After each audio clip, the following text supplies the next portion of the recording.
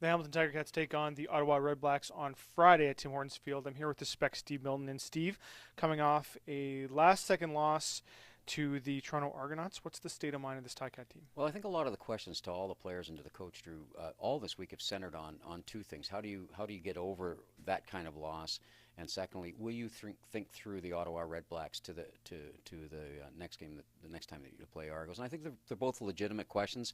I think the team will be okay in terms of getting over the Toronto loss because they've got over a lot of stuff like that before. Yeah, this is probably the worst one, but it's not all that much more.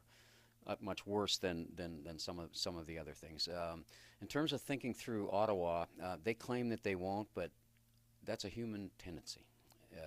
Both at the professional sport level, amateur sports level, and everything we do, they really have to be careful with that.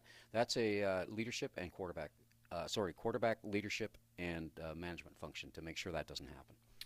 RedBlacks are 12-2, mathematically eliminated from the playoff race, playing now for pride and the ability to knock other Eastern teams out of the playoff race. Yeah, and another thing in there to be better than the last time they were an expansion team, and I think they had 4 wins that year.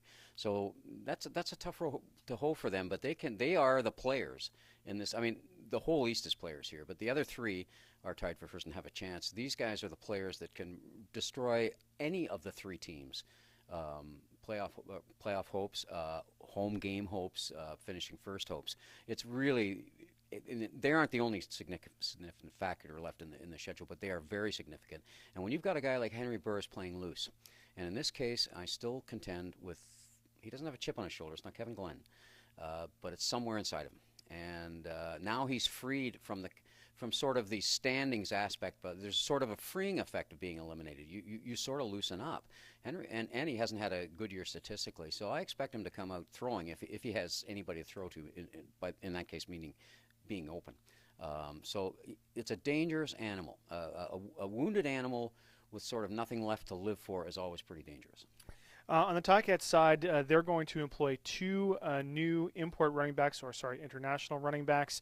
Sam Ojiri and Delone Carter. What do you expect out of these 2 guys? KISS theory, when it comes to the running back, keep it simple, stupid, because you can't, there just haven't been enough exchanges between the quarterback and enough reps to get them up anywhere near the speed that both Moses Manu and C.J. Gable were at. They're way below it, just not in ability, but in timing and all of those things. You were mentioning off camera to me earlier about, for instance, the option read, which is a play where you stick the ball right into and you walk with the running back until you read generally what the defensive end is doing or the short side linebacker, and then you remove it. Well, if you haven't had a lot of snaps on that play or any play, that's trouble. So my guess is that the playbook shortened on that kind of play.